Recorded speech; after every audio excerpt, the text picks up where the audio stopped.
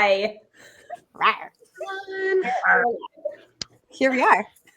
Hello. How are you guys doing? Good. I think I have chips in my teeth. Good. I have a brand new laptop. Hey, new laptop. So today I get to be in charge, guys. Why?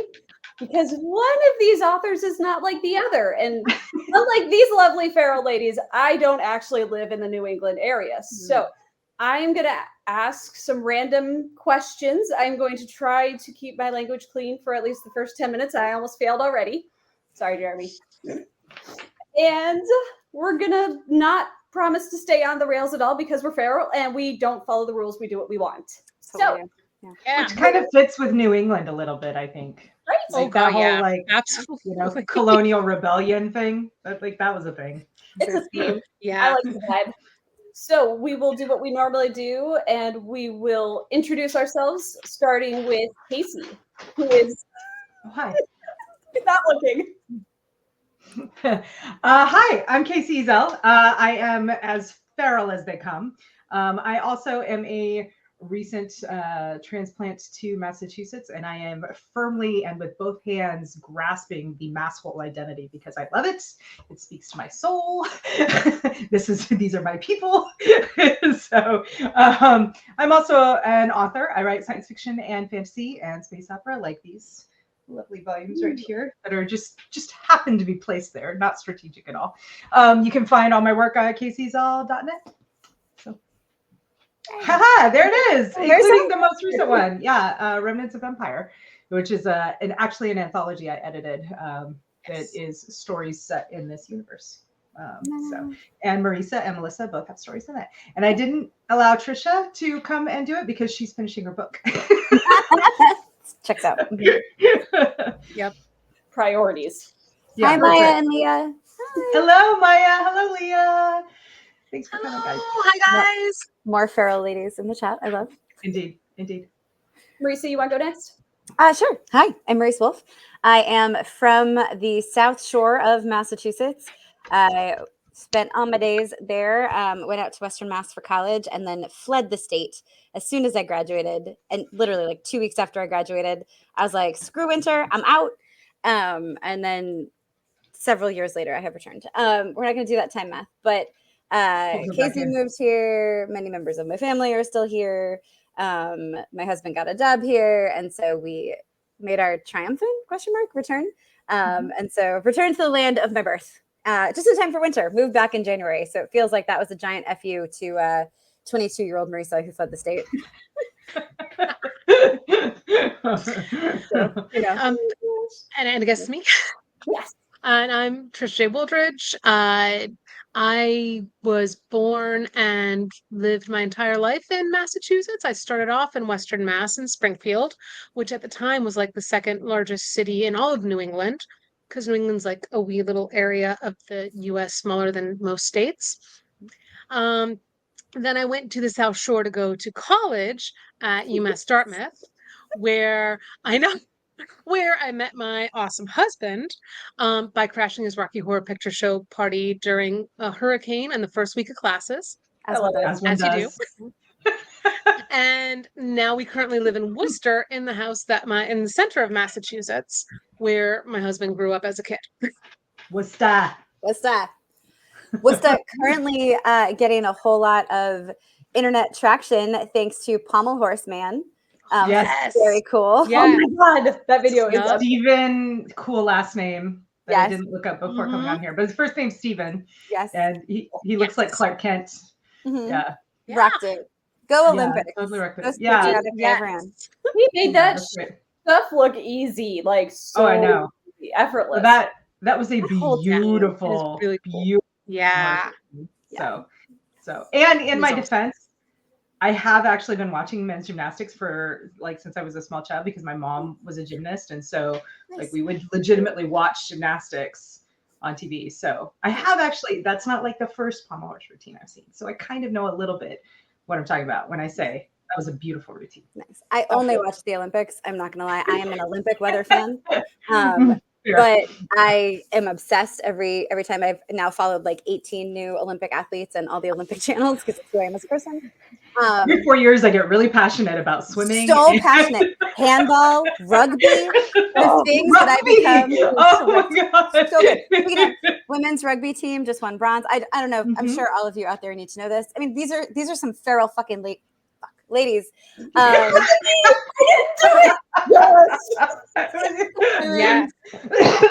Sorry. That's Anyway, these are some baller feral Baller ladies.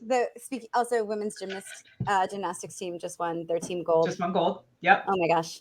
Olympics. Okay, right. Sorry, Melissa. Back.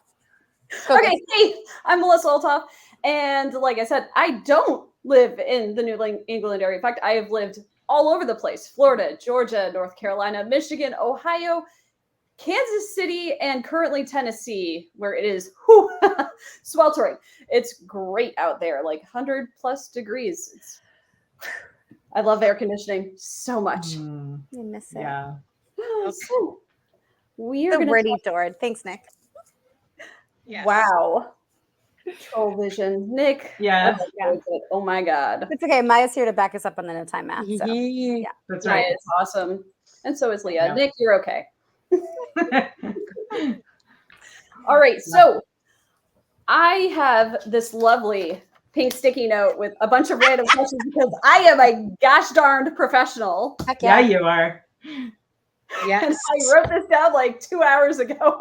It's going to be fine. Like a professional. I love it. Like a professional. Sure. Yeah. Preparing Mhm. ahead of time. That's And right. between watching Pommel Horse Guy like 3 times, it's fine. Yeah. Yeah. So, per Kacey's excellent suggestion, because we were hanging out on Discord while I made my list, we were going to first talk about the creepy eldritch qualities that the New England area tends to have, and like that whole mystique that is super freaking cool. So, Trisha, do you want to kick us off, because you're our guest, so you get to go first. And our resident horror writer. Right? Yes. Yeah. I think I'm the only one of us that writes like actual horror. Like you guys have some really wonderful dark stuff in all your books, but like officially so you're it. Yeah. All right. So I also on the New England Horror Writers Board. So that's part of my job and stuff that I do. I mean, everything in New England is creepy. There are random graveyards everywhere. Really old. There's like for America. these little the way suburbia works in most of New England is you've got these pockets of civilization and then pockets of wild woods that have grown up between them that were wild at one point, were like cut down for fields, and now they're just like these liminal spaces where you can actually run across gravestones or old foundations, where you run across all sorts of critters. It is like just rife with all of that. And then even in the cities, you have these little pockets of dark history in pretty much every single city in New England, because it goes so far back to, the Puritans. I mean, Rhode Island has, the vampire stories, and also H.P. Lovecraft, which I am a big fan of, like the weird movement that's kind of grown out of that, which is much more open to the queer population, to women, to writers of color. And in a couple of weeks, I will be at Necronomicon in Providence, Rhode Island, which actually happens during Waterfire, which is this really weird thing in Providence where they have like a river that runs through the capital city of Rhode Island. And they literally dress in robes. They have braziers along the water, and they just go down and light those braziers. And the streets are full of artisans, performers. Yeah, I know. Sorry, you said robes and then braziers, and I was like, oh, it's a very Madonna situation. But I was not thinking of the right word first. Yep. I get it. The bowls that you burn things Just didn't know. Not better. And the streets are opened up for like artisans. People go and dance in these huge giant costumes. Chris asked, what about vampires in Rhode Island, like Mercy Brown? Y'all know Mercy Brown? First American vampire? You should tell us. So basically, it was a tuberculosis thing, uh, in theory, or maybe accurately, who Or knows? maybe vampirism, right? Maybe. Maybe vampirism. But basically, if you want the long story, I will say go look up the vampire scare on Order of the Good Death, because Caitlin Doughty has an awesome, like, 45-minute breakdown of everything that happened. The short version is tuberculosis came and ravaged lots of cities. People weren't sure about what was causing it. Tuberculosis makes you very pale, brightens the color in your cheeks, and it's a blood. It affects your blood.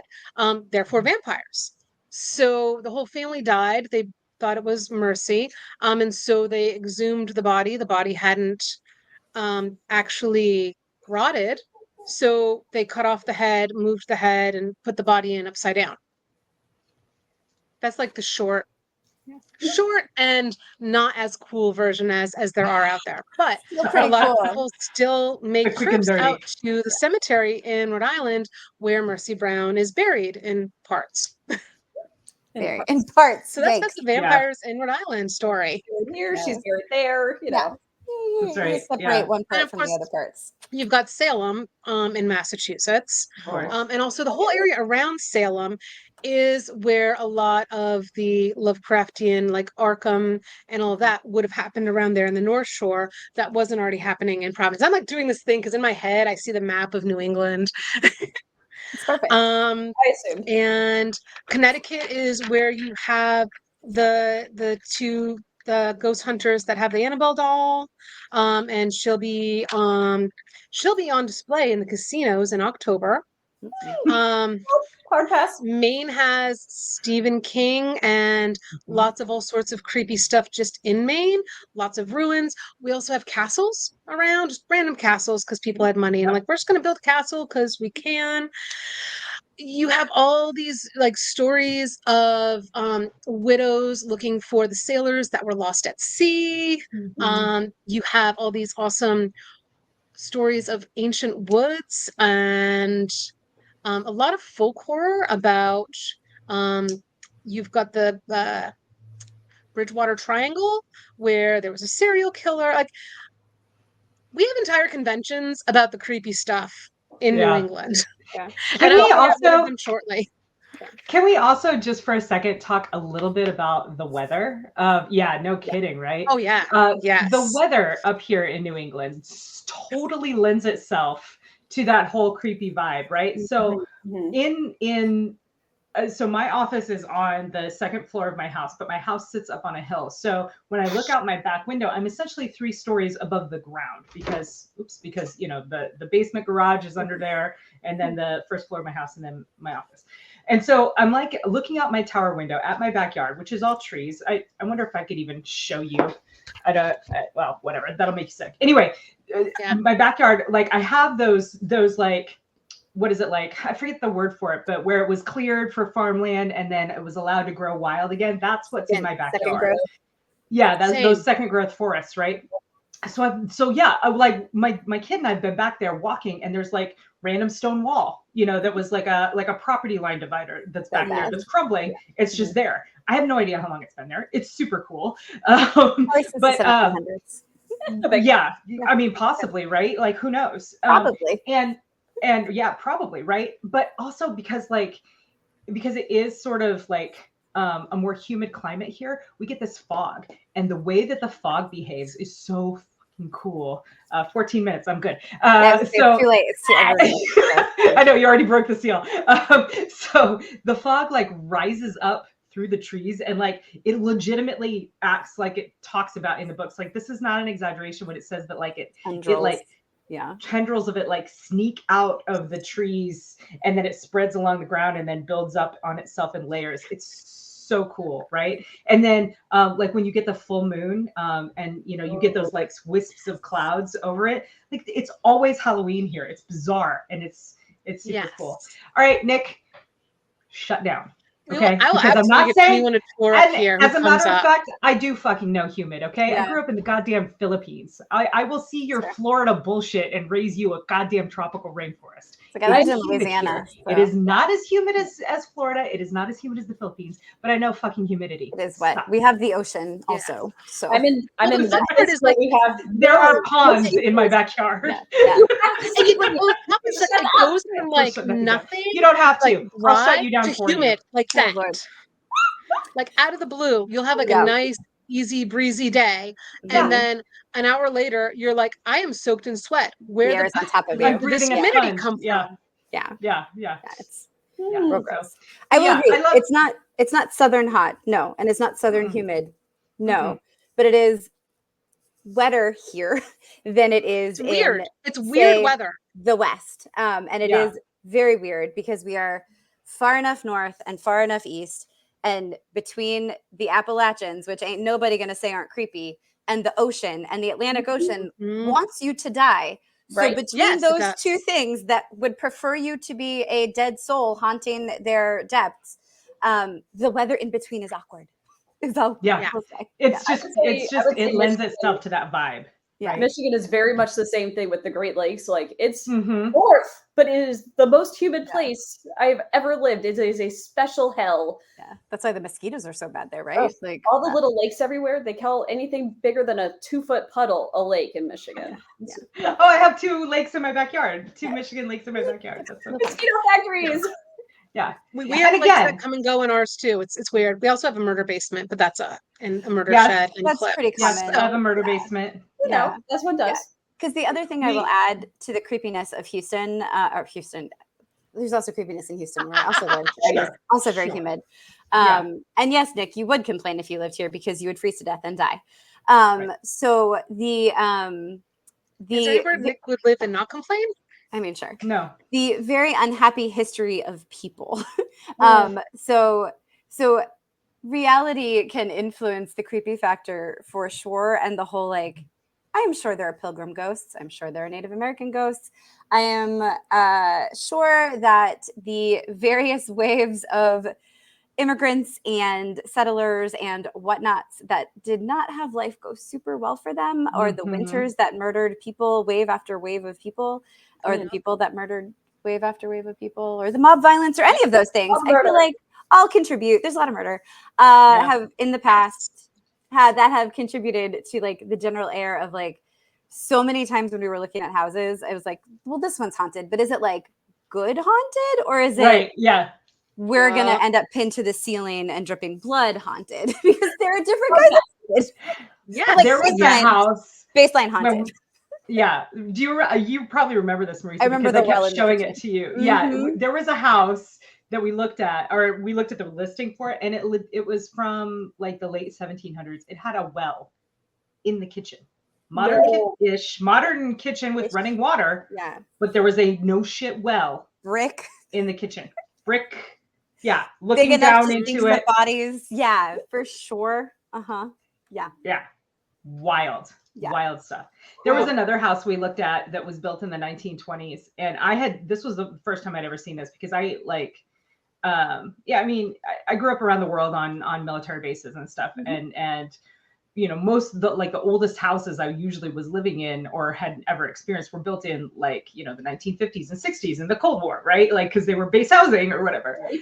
This house had like the stone foundation and the stone basement. It legitimately, I was like, oh, this is a murder basement. Not every basement is a murder basement, but this one is because it's like stone. It's got the wires like stapled, to run the bare bulb light, the one single.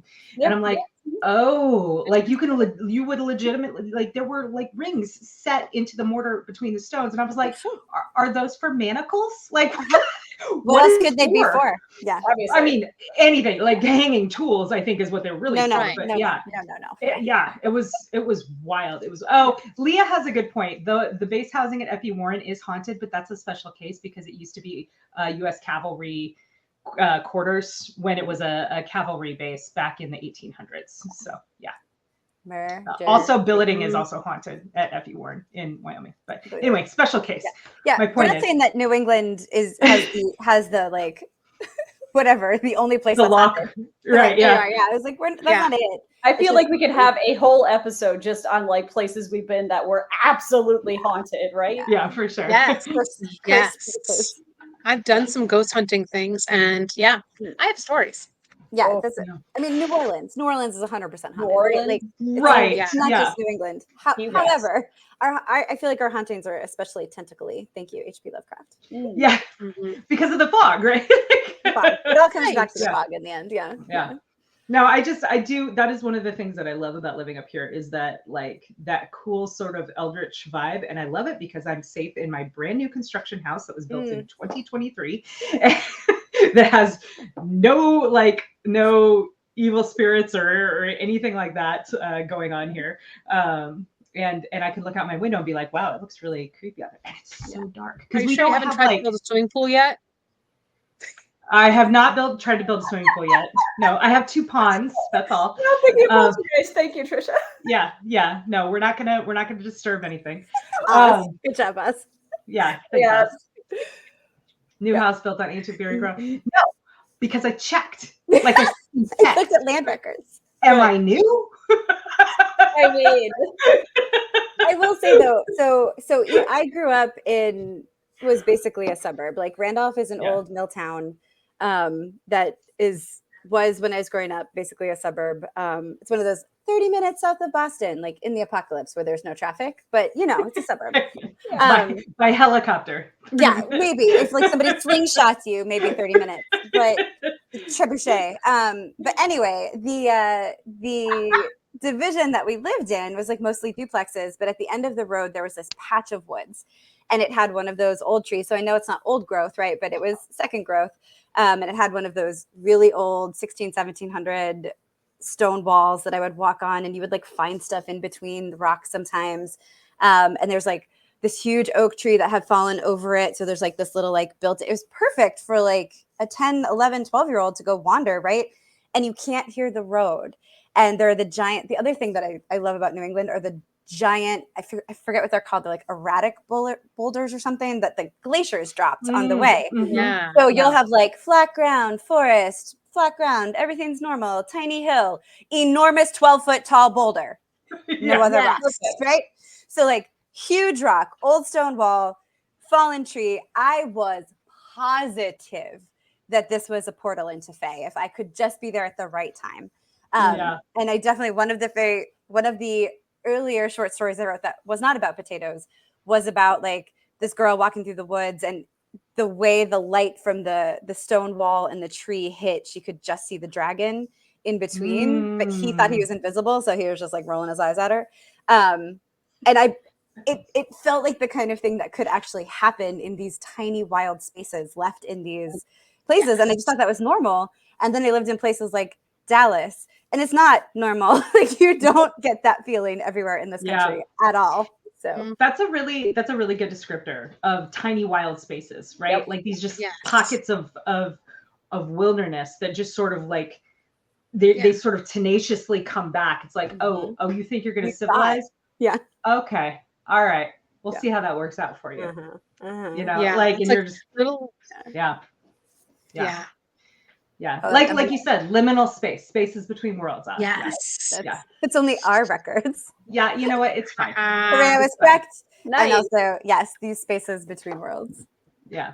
That'd be a really cool title. Yeah. It's probably is one already.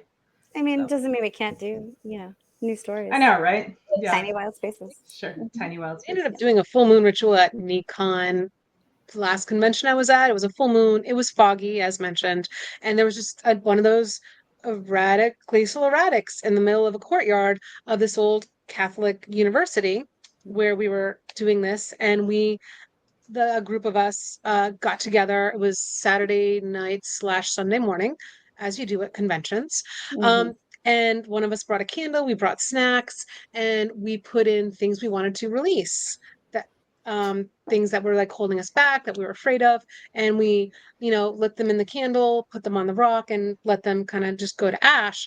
And then when we were all finished, a bunch of people randomly came over with alcohol and food, and we're like, the universe heard us, we have offerings. You were summoned.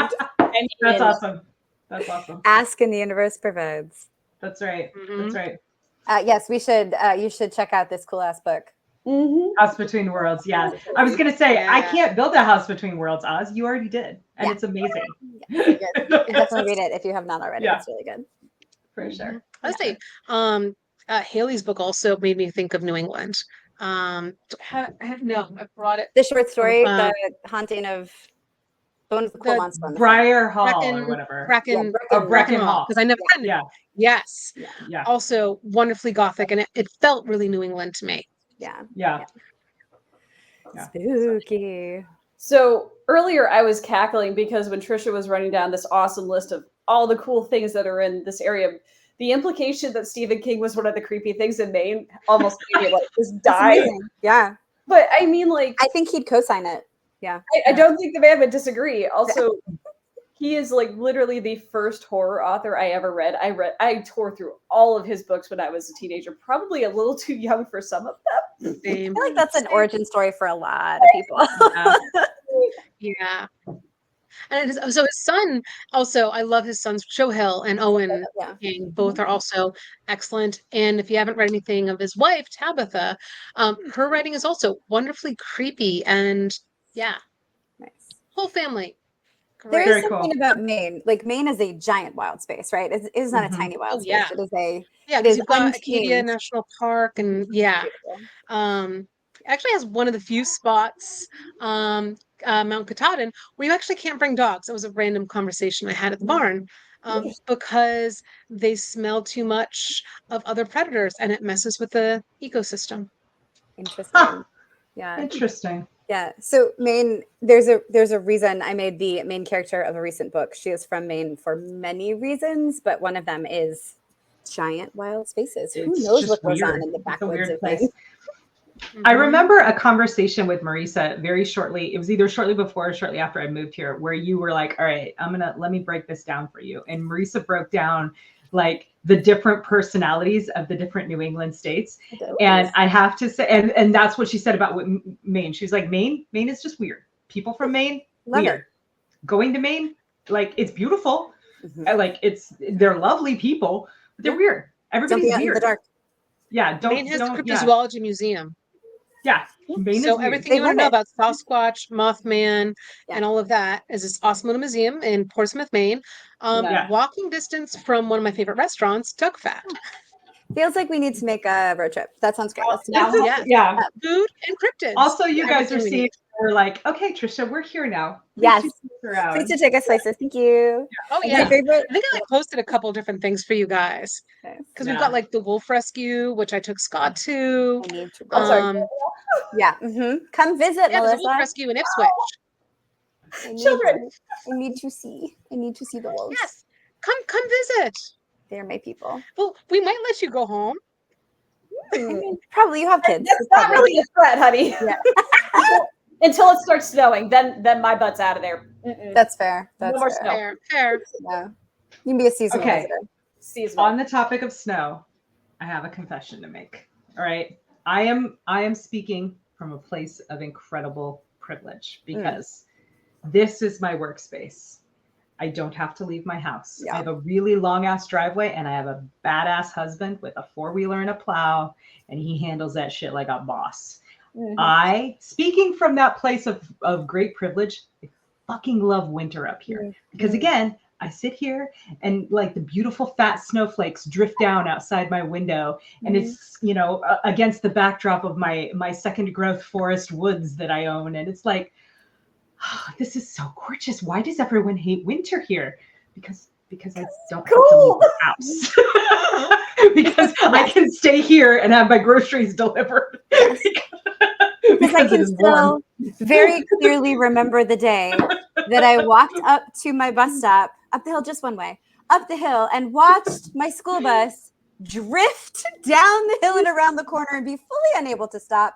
And I was just like, but we're going to school today because the ground was this thick, just ice, not snow. Nobody can drive in ice. Don't let anybody lie to you. It's impossible. It was pure ice storm, and just the gracefulness of the slow Tokyo drift of a giant school bus just flying by gently. I will never forget it. And Yeah. also, like at that time is when your eyelashes freeze together and Yeah. your nostrils, like Yeah. there's Yeah. ice up your nose, and your hair freezes Yeah. to your neck and like crackles off of you, and your Yeah. jeans like defrost somewhere around third period. That's why I hate winter. That isn't my life anymore. Sure. Right. However, Yeah. that's I mean, to be fair, I experienced all of that, as a first Yeah, assignment of course. lieutenant in Montana, Sure. flying helicopters and stuff. Sure. But so like I've done my time, but, I'm not saying you from the didn't. place where I am now, winter is I think beautiful.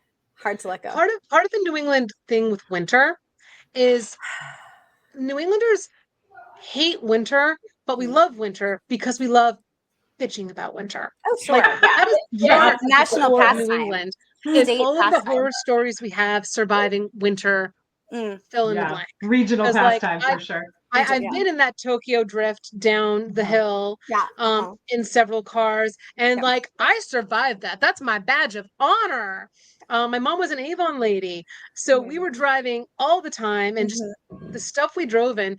And then like we also have this like almost elitist feel about surviving winter and Sure. driving in the snow. Okay, I have a Because if you story. ask anyone in New England, we have opinions about how the rest of the country drives in Mhm. relation to snow. Oh yeah. Yeah. Michigan Yeah. people cannot drive in snow, but Kacey has a story. So So this is like my earning my New England street cred, right? So I Jeremy, solidarity in your misery. I last winter I was driving to church, and we had it had just snowed, and they had mostly cleared the roads, but they were still kind of slick because it was like drizzling. So we had that like icy snow or icy road, slick drizzle. And I'm driving to church, and there's a snowplow coming the opposite way, and we're on a straightaway. We can see each other, and my back end breaks loose, and my car's pretty heavy. Like I have a Tesla, so it's pretty heavy, right? So my back end breaks loose, and I like handle it, correct, steer into it, correct for it, regain control. And as I'm passing, I make eye contact with the snowplow driver, and I see he's like, okay, all right, Nice. I see you, Tesla, you got it. That's awesome. No, my two final straws were back in my 20s when I when you're like, fuck this shit, I'm out. Yeah, when I did not know the hell that awaited me in summer in the South. I think that year in college was the first in like 15 years or something, because UMass Amherst does not do snow, or did not do snow days, because the last time they did a snow day, a bunch of UMass students went over to Amherst College and started a snowball fight that ended for went on 3 days, and I think people got arrested. Like, it was a problem. You can't let UMass students be unattended, so you cannot cancel school. Accurate. So we had Nick Steverson. I will punch you in the throat. Walk right off. So we had a snowstorm that winter. We lived in this farmhouse. I don't even remember how it got heat. Maybe it didn't have heat. Who knows? It was drafty enough that it might as well not have. But I walked outside one day because classes were not canceled. And I couldn't find my car. It had snowed so deeply that the cow farm behind us and the dirt parking lot that we had were just a sea of white. No cars to be seen, no street to be seen. And this was after like the 15-minute fight to get the door open, because our doors opened outward for some idiot reason. Sorry, our door opened inward, but the flimsy screen door opened outward. So right. it took 3 of us to get out of the house. And then we were just like, all of us were like, fuck it, we're staying home. And I think they did cancel school that day, but it took like until noon that they were like, never mind, no one can get here. Like, the professors aren't here. We don't know what to do. And then also we got like 2 feet of snow the weekend before I graduated. Memorial Day weekend was when I graduated. And I was like, deuces. So I moved to Baton Rouge in June, like a dummy. But here we are. That's a different story. And you came back in January. And then I moved back to Massachusetts. The universe was just waiting. Like, the whole time it was like, okay, sweetie, we'll see you. Well, I'm really glad you're here. I appreciate you coming back Me too. to hang out with me and Trisha. To Casey's earlier point, there is something about the vibe of Massachusetts. I mean, I was born and bred to it. Got at least one generation behind me of solid Massachusettsers. Yep. these are my people. Like the assholery, the cynicism, the complaining about other. Yeah. These are my people. So Yeah, for sure. it's We good were to be back. talking.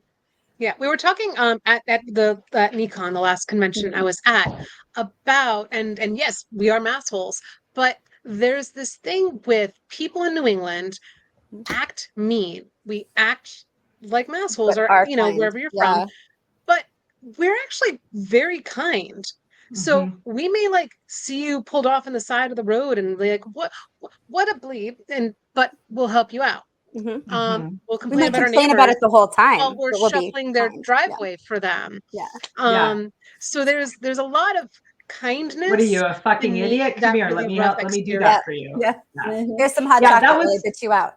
that was 100% my experience moving here. So in part because of my background as, as a military brat, moving all over the world, moving all over the country, and then being on active duty and moving to all these different places. All these places have, their little microcultures, right? New England was never on my radar. I never thought about coming here, but I'd always heard that people in New England were assholes and they're impatient and they don't nobody has time for anybody or anything like that. And I moved here and I realized that was not true. Hi, Olive. She has been circling me and crying the whole time. Oh, sweet bear. Why I'm glaring at the side. Yeah. What I did notice is that people are impatient for sure. And they will 100% call it as they see it, right? Like there is a bluntness because ain't nobody got time to beat around the fucking bush. We're going to tell you how it is. Yeah. Winter's coming. That's right. We're going to tell you how it is. We're going to do what we can. But I did notice that people were like, when we when we were moving into the community here and getting like utilities set up and mailboxes set up and all that, everyone was so excited that we were here. They're like, oh, that's great. You moved here. Congrats. We're so excited to have you. And I'm like, really? You're the guy at the post office. Why do you care? What do you, like, they were genuinely kind and happy to yeah. So it was, I have found that very much to be true, Trisha, that like New Englanders are kind, but blunt. Right. And that works for me because I try to be kind, but I'm fucking blunt. Like, and I feel like it's the original and accurate fuck your feelings crowd. Like, right? Like, hey, your feelings matter, but they don't matter to me. Not to me. It's not my problem. So if you could cease making it my problem, that would be great. That's right. Yeah. And Jeremy also has a point. He says it's mostly the drivers, and there's validity there too, right? Like you got to know what the fuck you're doing. You got to get on your gas pedal. You got to go. You got to commit. If you're wrong, fucking figure it out. Yeah. Come back around. You'll get back on the highway eventually if you have to. Might take a while. Like, yeah. Oh, and here's another point about winter, right? In winter's defense. Winter does not need defending. There is at least when it snows and there's ice, it fills in the potholes. That part's nice. So it's a little fair. bit smoother when you drive because, oh my God, my poor suspension. Oh, anywhere where you get the constant freezing and defrosting. Yeah. Bitch. Oh, yeah. So, you guys, this dog is falling asleep, sitting up on my lap right now. This is ridiculous. Oh man, this is adorable. It is adorable. If at any point you saw me roll my eyes or just look to the side for a long time, she's just been circling me this entire time, hitting me with her nose like she's a seal, and then crying about it. Just want snuggles. Yeah. I haven't been held in low these many years. Look, I was like, I was at your house yesterday and she was snuggling. Yeah. But her life is how does Olive like New England? So Olive is not a very big dog, in case you're wondering, by the fact that she is on my lap currently. The first winter she was up here and the snow touched her butt when she tried to pee. The look she gave me was like, bitch, I am from Houston. I am not just a Texas dog. I am a Southern Texas dog. What the shit? So. Oh, Ben's here. Yay! Hi, Ben. Yes, the seasons and places with significant winter are winter and road repair. Yes, road repair. Construction is also accurate. Yes. Yeah. And here's the great thing about construction, particularly in Boston, that I've noticed. It's a surprise. Like they Oh yeah. when the roads are closed and Yeah. when things are on. Like Google has no idea. It's like, Oh yeah. yeah. turn down the street. Yeah. Oh, you mean the one with the barriers? It says road closed. This is Find a detour. detour. Cool. But there's no Right. like detour sign anywhere. Right. Uh-huh. Oh yeah. That's Cool, everywhere. man. That's everywhere. Worcester's got that too. Yeah, Like yeah, Literally it's everywhere. everywhere. yeah. Super Jeremy, fun. Super my fun. husband realized real early. He's like, "Oh, this is why you have trauma about driving, because I grew up pre-GPS, right? Pre-internet directions, Okay. and you get off the highway in Massachusetts. God bless you. Who knows when you're going to get back on? Because you can't get Yeah. back on where you got off. Yep. Good luck. You gotta go. Yeah. Yeah. And then there's the Also, you don't know when you're going to find a gas station. No, So like Yep. you lost. don't Good luck. drive your car to like the end of the tank because Mm, it could be 40 miles that's right. to a gas station Half that's tank. listed on the highway as gas station, this exit, Yikes. somewhere eventually, maybe. No, Yeah. Oregon Harvesters, that exit. No, there's no gas station. Yeah, so I'm a half tank girl still to this day. I will not get off the highway to go try some rest. No, absolutely not. We will go to where we're going. Jeremy's like, Google exists now. It can redirect you. I'm like, not here. Because you also will still lose service. You will be 10 minutes out from the true. second largest city in Massachusetts, which is not very big, but still. And your phone's like, service? I don't know her. No. Yeah. So you just stay on your path. Yep. Stay on your path. Yeah. The intersections are also super effing weird. You've got like the 5-way, 3-way, Yes. half a Yes. rotary. Like it's like a 3-way intersection, and then one of them Yes. goes to a rotary, and then Yes. Yeah. So most of the rest of the country are trying to get rid of their rotaries. New England's like, we'll take them. We'll take them all. Give us your rotaries. Bring them all in. And we're gonna call them roundabouts. No, I'm sad to Yeah. tell you, North Carolina has started to build rotaries. And I'm like, why? They are terrible. Nobody knows how to use them.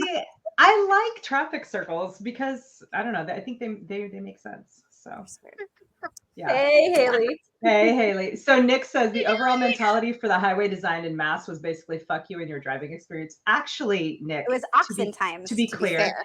the overall mentality for highway design was moo. Yeah, it was from the oxen times, my loves. Yeah, that's accurate. Yeah, all of the roads were designed literally by cattle trails, Yes. oxen trails. Yes. Yes. And now, thank you, ladies. Now I'm thinking about It's steak. a rotary. A rotary. Mm. Oh, Talking about food. here. rotaries. I'm starving. Trisha wants to talk about Food. rotaries first. Oh, Well, Leah asked, what is a rotary?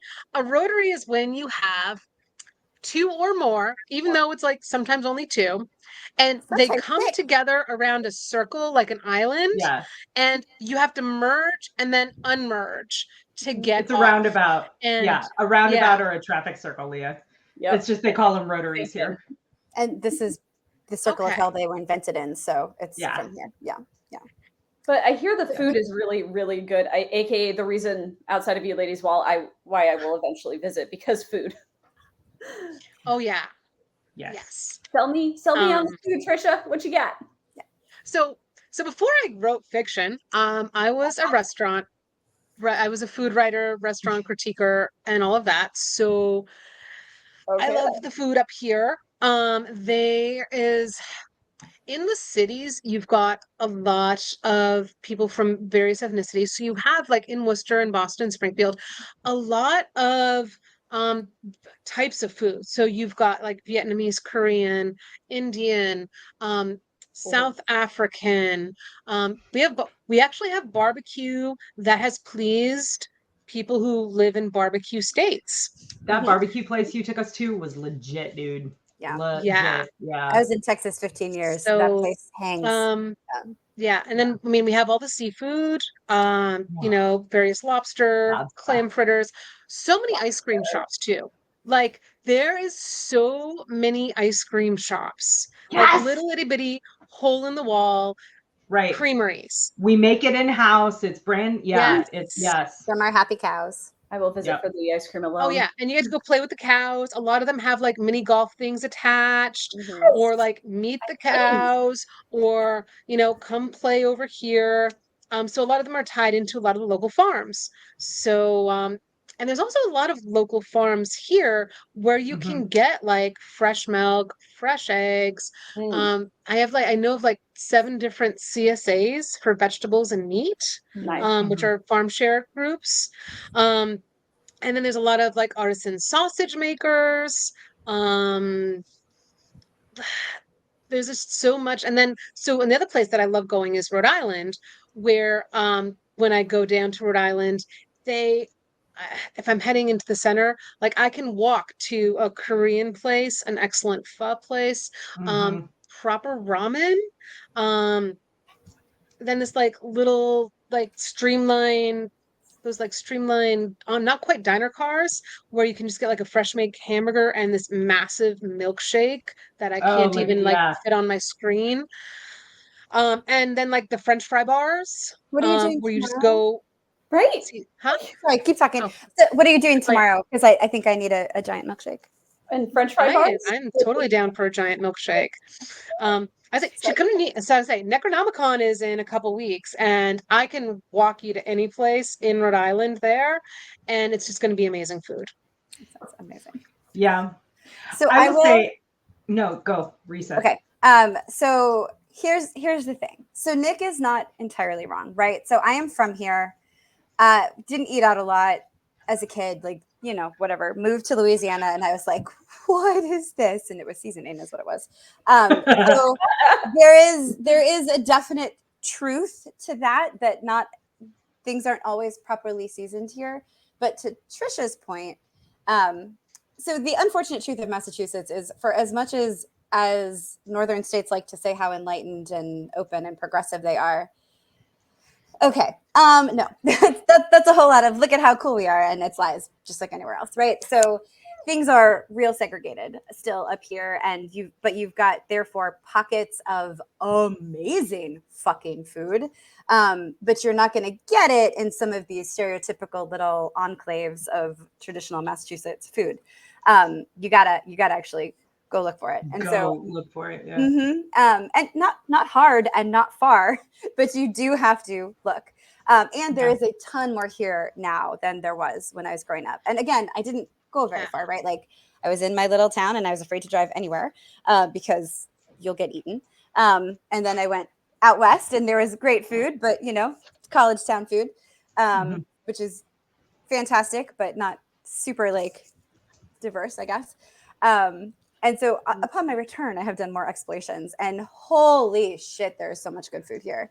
So totally second Melissa, but we cannot ignore, we cannot ignore the fact that when I sent my stepmother came to visit me in Louisiana, and I made scrambled eggs with Tony's in it, and she was like, I had to ship it to her every couple of months, right? Because they didn't sell it up here. I think they do now. But they didn't sell it up here. And she was like, I'm out. Send it to me. I need it. I need it for my eggs. My eggs are terrible without it. So that's real. That's true. And actually, you bring up a good point because Connecticut. Oh, Connecticut. Most of the rest of New England, we know Connecticut is one of the New England states. We have opinions about Connecticut. I'm sorry for those, except most of the people I know who live in Connecticut. Like, you're right. Totally. I have a theory. We'll come back to it after you and Kacey. Yeah. Oh, sorry. Yeah. No, you. But yeah, so, and also I would say you're also right, Marisa, like the food renaissance in New England has really been in the past 10 or 15 years where we've really seen a big blossom in, the different types of foods, the restaurants, and all of that. Well, and the other thing that I've noticed about, so like I said, my experience is specific because I literally just moved here last year. That was the only time I've ever been in New England, other than being in the airport in Bangor, Maine, on the way to Iraq with Melissa. Right? Like that was it. So Only time I've been there, in and out. Yeah, but the town that I live in is like what Marisa said. It was an old mill town. It's called Fitchburg. It's an old mill town. It was pretty economically depressed for a really long time. And whether that's related or not, or whether there's a correlation or not, there's a relatively large population of people who are not white bread America who live here. They're, you know, so we have a diverse population, which lends itself to some really awesome dining options. I feel like I'm saying something really bad here, but like we've got amazing Mexican food. Melting pot is what gives you the good food, Brazilian, right? oh my God, the Brazilian food. There's a large Portuguese speaking Brazilian community here in around Pittsburgh. Yes. Oh my God, feral ladies on the road sampling food. Yes. Yes, this must happen. Yes, like diners, drives, and Perfect. dive-ins, or Yes. you know what I mean. Feral, I said that feral wrong. eats. Feral eats. Feral eats. I love it. For Special episode. Eat feral. Yeah. I don't know. But so that's been really fun. Like to Marisa's point about, you know, where these pockets of diversity have showed up. That's been really fun to like explore. And the other thing that I've noticed is like in a lot of, because the area where I live is, I don't live inside the town. I live in like a suburbia, but not really suburbia. It's like almost half rural. It's weird. I don't know. I don't know how to describe it. Because again, it's different than than other places where I've lived, but it's been really cool because it's not like there are restaurants, but they're not chain restaurants. They're like one-off restaurants. No. Yeah. I saw that. I could hear Jeremy cackling from across the house. Yeah. That was a snore from a minute ago.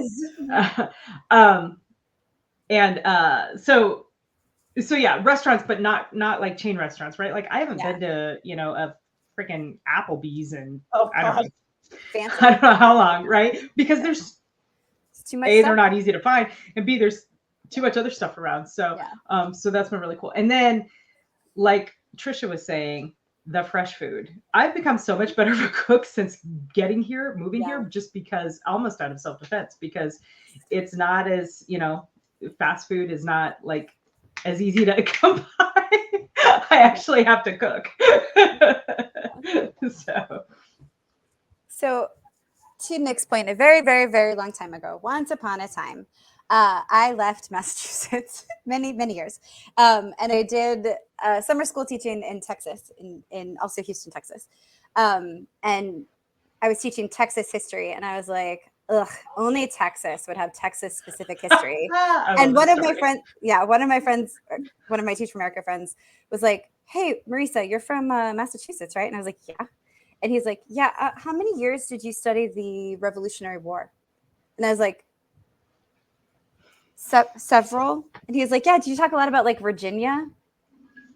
No, it's really just Massachusetts. So it's Massachusetts history, but we called it Revolutionary history. But it was just Massachusetts. And so at that point in my 22-year-old life, I was like, maybe I should look. It was, you know what, Nick, it was 23 years ago. I'm 45. Go fuck yourself. So that is your time math for today. So anyway, but it made me look a little bit more interestingly at my upbringing and my home. And then when I was teaching Louisiana history, we did a lot of colonial, like what were the colonial times like? And I had this epiphany, and I'm going to give it to the internet to confirm or deny. This is my idea of how the New England states interacted, and it is all based on colonial times. So once upon a time, all of New England was basically Massachusetts. That was the colony charter. It was all Massachusetts. Massachusetts still to this day believes it is the center of New England. And that's fine. So that's Massachusetts.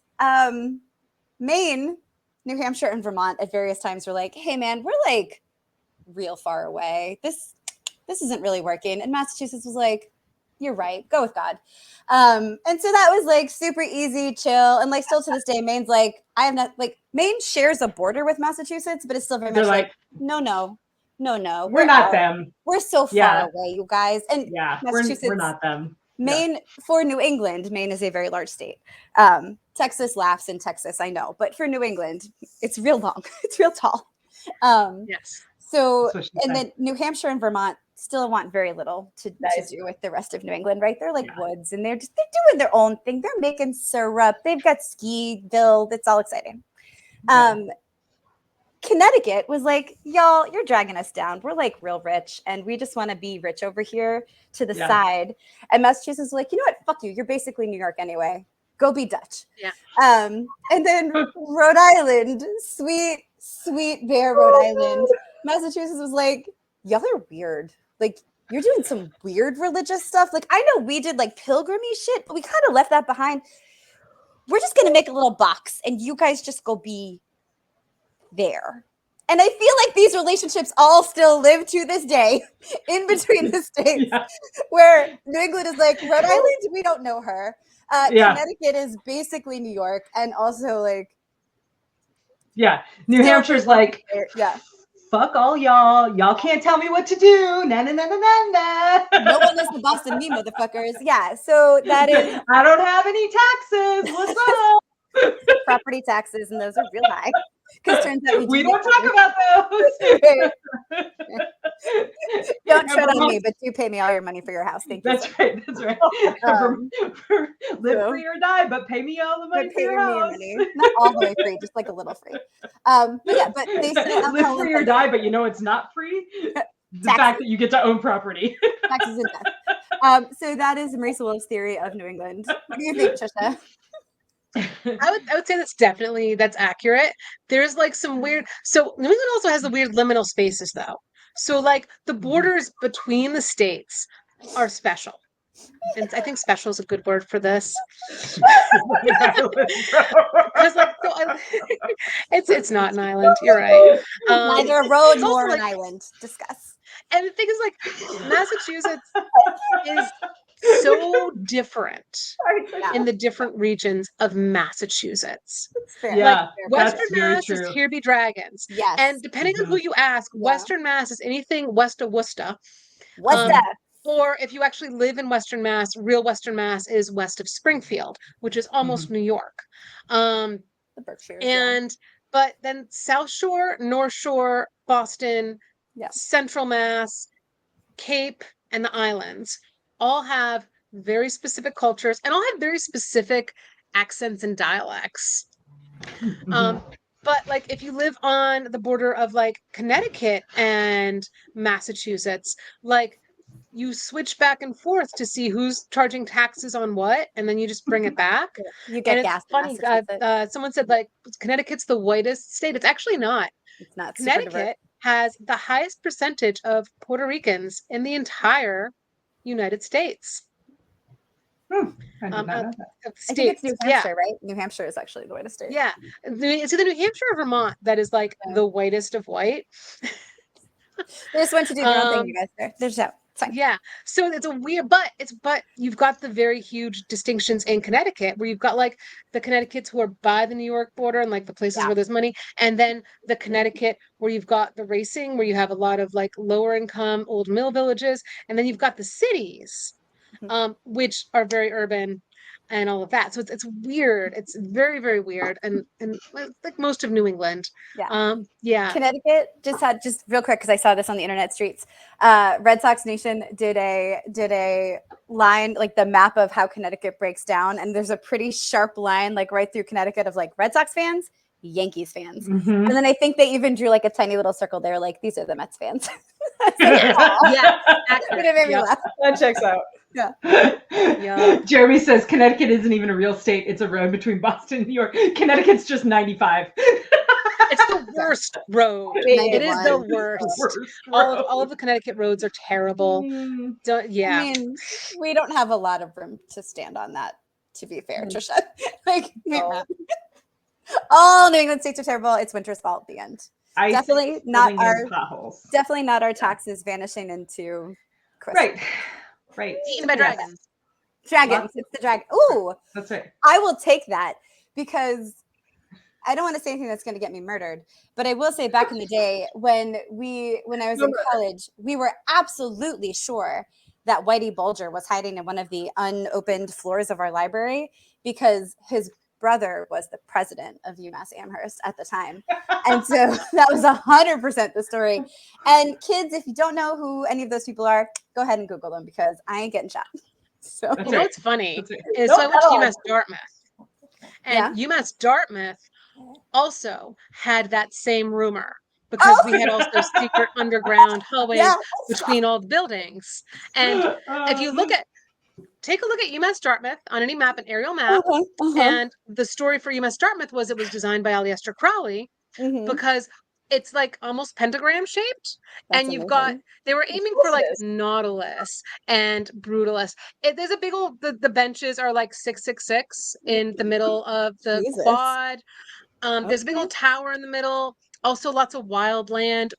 We were going out hiking. We nearly stepped on a witch who was communing with nature. No lie, real facts. Okay, then. I Just mean, the UMass, all Yeah, the UMass. all the UMass. Oh my God, I love that's it so so much. funny. Uh, Man, I thought my school had cool rumors with underground tunnels and connections to Cheyenne Mountain, but yeah, no maybe it's you witches. guys cool. would like Yeah. watch out for alligators down in Florida. I mean, Yeah. I will always remain sad that one of our UMass rumors was not true. And this was early internet days. You won't remember, Nick, because you're a fetus. But when I went to UMass, the rumor was Scooby Doo was based on the 5 college consortium out there, Oh and yeah, I've heard it this. Yes, right, I and heard that. it checks out so well. I'm mad it's not true. So we're just in this circle going to pretend it's true because Yeah. UMass is Scooby, Hampshire Uh-huh. College is Shaggy, Ken is Amherst, 100%. Daphne is Mount Holyoke, and Yep. and Velma is Smith. And like Yep. it's so perfect that the day Google, I want to say it was one of the very first things I Googled because it was post Ask Jeeves time. And when I found out that it was not true, I was like, you know what? No, it's true. It's true for me. 10% truth. Yeah. That's all that's required. 10%. See, I Yes. agree, sir. 100%. Like there's no question about any of these. All of these are accurate. I say it as the Yes. Scooby. I don't know who this That's ghost right. of person is, but I Delightful really the whole like time. them. I'm Yes, so glad yes. you're here. Yes. I think you win this episode, sir or madam, Yeah, or yes. or person of great respect, whichever Yes. applies. Yes. However you choose to identify, we like you. Yes, yes, The Yukon women's team is pretty baller. We They are cannot, pretty no baller. shade. That's true. No shade there. Yeah. No shade there. I'll say Baller. this. So one of the things that I love about New England is we actually have a really huge writer community. Mm. Yes. And a lot of conventions. And one of the things that like when I got to really start talking with you guys is there's like a whole contingent of New England authors in genre fiction, and we don't talk with the rest of the country, and the rest of the country forgets we exist, even though there's a bunch of New York Times bestsellers making livings every day. And like, if we just like talk to each other, we could do a whole bunch more, but we don't. And the reason for that is that, like, if I wanted to, I could do a convention or conference pretty much every single weekend of the year Yeah. and drive there. Mhm. Nice. That's wild. Yeah. So like we have Arisia in January, Boscone in February. There's like 5 of them in March. There's April, I do Rising Phoenix. And like there's more that I'm not even like mentioning. I'm just the ones that Mhm. I know. Yeah. So like there's like every single state has at least one Comic-Con Mhm. or anime con or literary con, like Cape Cod is starting a literary Yeah. thing. So I mean, Vermont has like Bookstock, and so there's a lot that we do, and there's a lot of people who buy books in New Mhm. Yeah. England. Like it's a big deal. Like You people in gotta New Yeah. wait England through the want our winter, books. There's man. like little free libraries Nice. everywhere, Yeah. Yeah. and the Yeah. Books librarians, are big everyone I met here. is awesome. Yeah. Yeah. Yeah. Nerd culture is big here, but it's much. You're right. That's a thing I've also noticed is that it does seem to be more book focused than other forms of media focused too. Because that I went to Boscone with Trisha for the first time this past year, and I was like they want books, like Dead Tree version books. Nice. Nice. So Yeah. if you're a writer and you're looking to sell some books, think about getting a dealer table at Boscone or Arisia, or because people buy your ReaderCon. stuff, man. We have a convention called ReaderCon, yeah, ReaderCon. Yeah. We sold yeah, out of my books at ReaderCon. yeah. I'm Yeah. glad that I didn't Did bring it. them all because then I sold out the rest of them at Nikon the That's so following great. week. Oh my God. Yeah. That's But like all of I my love it. friends around here, when we go to a con, we show off our book hauls from conventions. Yeah. Like it's a big photo thing on Instagram and Facebook. This is my book haul from this convention. This is my book haul from this convention. And it's like, it's a matter of pride of like what books you brought back. Yeah. A lot of the goodie bags, several of the publishers will give swag and ARCs in goodie bags to some of the smaller cons that are literary focused. That's so fun. it's really, and a lot of podcasters are in the area. It's really cool. Yeah, I love it here. I love it here. It's great. You guys know what time it is? Yeah. It's time to wrap up, apparently. Yep. How did that happen?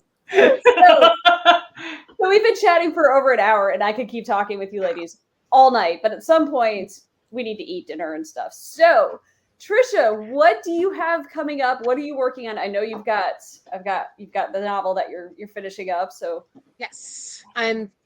So I'm currently finishing the third book in 27 Kingdoms, Hunter Healer Earth. Now that I have a functioning computer, it'll be done sooner. And also I hit 2 major cons. So that is what I'm currently working on. I just had my first collection come out, which is Where Monsters Prey, which is like, look at that. I love it. And that's the one that I sold out of at the last 2 conventions. I literally had to go put in an order with my publisher so that I have some for Necronomicon. I was like giving out cute little swaggy bags with stickers and stuff. Yeah, that's awesome. I also have a short story. Sorry. I have a short story coming out in the latest New England Horror Writers, which is Wicked Abandoned. And that is a cool little short story about the Shisa dogs of Okinawa and ghosts and stuff like that. I'm really proud of it. And then I'm also finishing up some editing projects for other clients that I edit for as well. And then NEHW stuff too. Very cool. Someone had a question for you about solar punk. Sorry, I was trying. Is solar punk a thing up here? Yeah. In New England. Thank you. So it's pen and ink. And my publisher actually hand did this for me. Yeah, sorry, that was I have yes. art in the middle. Come on, actually flip to an art one. So he actually handed all of these. Yeah, those are very cool. Yes. Those are very cool. Yes, and that was Maya's thing. Accurate. These are gorgeous. But Trisha, somebody wanted to know, is solar punk a thing up here? I was actually on a panel about solar punks at ReaderCon. So it is a thing. We actually have a magazine that I was chatting with the editor at ReaderCon that is still taking stories on solar punk, looking at climate genre fiction and things like that. But solar punk is like, first of all, it's like the idea of positive punk, be rebellious and make positive changes. And yeah, it's still a thing up here. Nice. Thank you. Awesome. And yes, also ghosts. I did in fact have a small black bear on my lap. She also launched herself a little while ago and headbutted me really hard, so that was cool. So she's currently holding my arm. So we'll see. Oh my God. Please stop moving. Okay. Marisa, you want to go next? Sure. I am Olive's mom. That is my job, apparently. It takes a lot of time. Really? Yvonne said earlier that she needs a friend, and no, thank you. No, she just needs to be an only child for a little while, I think. So yes, last week I had my very first urban fantasy book come out. There it is. Look at that ass. That's right. urban fantasy books right here. So that is Valkyrie's Chosen. It kicks off the Valkyries universe. The next book will come out in like 2 months, and that will be Marisa Olthoff's Shadows May Fall, which is very exciting. Next year, there will be one from Kacey and I, TBD Untitled. And if we're very lucky, in the next year or so, we'll also have one from Trisha. So, it's not a quadfecta of Valkyries authors here. It is. So also, Matt Matt Novotny. Yes. But I was next doing the year, Feral right? Ladies later this year Oh, in November. sorry. You'll have Matt Novotny with Soulmate, and so Melissa's and Matt's books are already done. So go ahead and buy Valkyrie's Chosen, and you'll have 3 books this year to dig right into urban fantasy, shenanigans, snark, delightfulness. It's a wonderful. Olive maybe will make a little cameo. Who knows? But yeah, you can. There are tons of other things happening. I was also had a short story that I wrote with somebody else on this call, so I might as well hand it over to her right now. Yeah, so it was me. Hi, I'm it's me. Marisa and I wrote a short story together. It was called, at first it was called To Be Queen, but then we decided to change it and call it The Big Secret.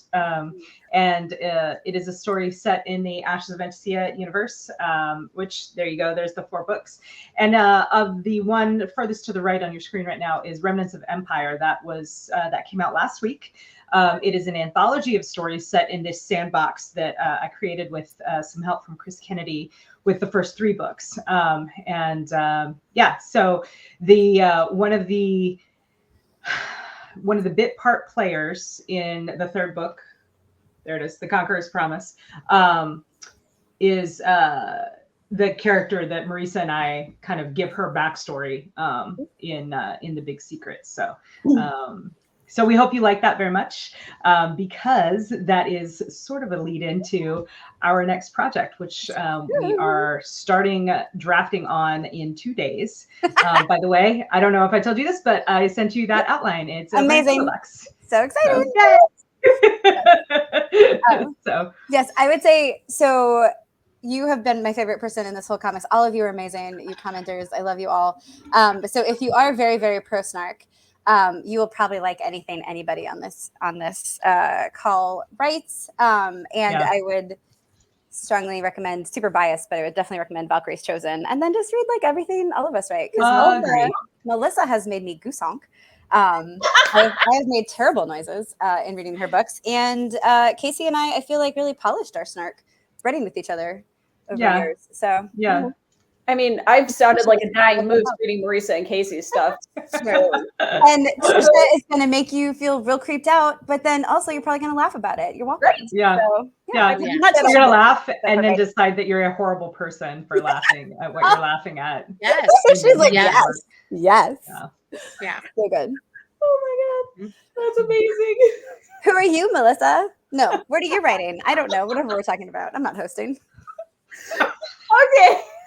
I'm not dying. It's fine. Here to help.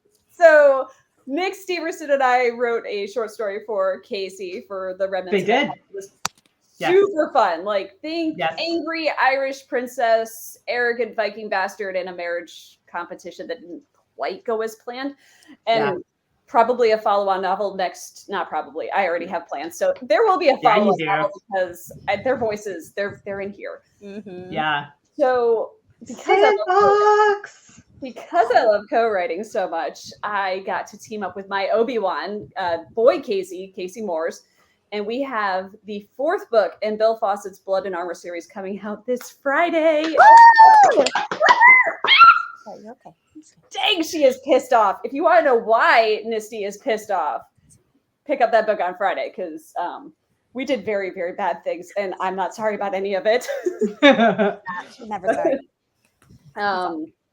And then, like Marisa said, I have Shadows May Fall coming out in September from Hit World Press. It is urban fantasy romance and enemies to lovers and very, very evil magic bad guys. And it's so much fun and snark.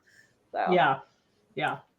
Shadows May Fall is a great title. I didn't know that was the title you settled on. I love it. So, fun story. I called that draft Fuck If I Know for the longest time. I actually sent it to Marisa titled Fuck If I Know. It was F-I-Y, no, what was it? F-I-I-K? Yeah. It was like the ridiculous, most dumb thing I could think of. And then I also sent Marisa, so I build playlists when I write. I have like a bunch of songs I listen to, and one of them, like the song that goes with the final battle, has Shadows May Fall. And Marisa's like, is this your title? I'm like, yes. Yes, You made sir. that sound much nicer. Melissa was like, I have no idea what to name it. Title this for me. Also, BT Dubs, here's my playlist. And so I was listening to it and I was like, which one should I listen to first? She's like, oh, this one. And so I'm listening to the song and it's amazing. And I was like, hey, dummy.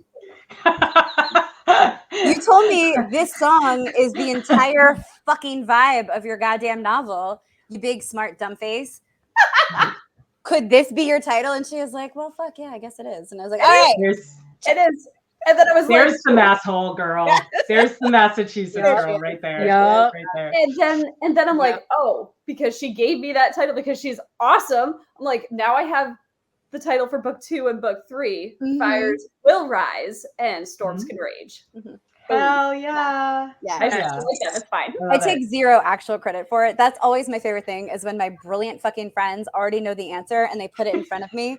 And I'm like, hey, is it this? And they're like, oh my God. I'm like, yeah, that was you the whole goddamn time. But you're welcome. Baby Secretly, Baby Tank. All Marisa's fault. secretly though, Hashtag folks, catalyst. yeah, right? Like, secretly, this is also how I executive coach. So call me. Oh yeah, Kacey, Oh, yeah. on Inside CKP this Friday because I am doing all the podcasts. Fuck yeah. Also, Oh, thank you. had him, I mean, same. got him. Same. My favorite Friend trope. is same. The best. She does Yeah. it real freaking She's well, really well. too. Yeah. Real well. Yeah. So Love you. So if you haven't already, subscribe to CKP because then you'll get notified when cool things like Melissa and Nick's video goes live. Nope. Yes, also them. But this time, Kacey Morse and Melissa. Nick was about to be really surprised. God damn it, Nick. It's like, yeah, Nick, you owe him a manuscript. Where are you at, bro? Yeah, we got that. Where have you been? Weirdo. Fine. Anyway, if you enjoyed your time with us, you're welcome. Please like the video. Please subscribe. Please hang out with us. We do this stuff on a regular basis. So it was really cool to meet you too. Yes.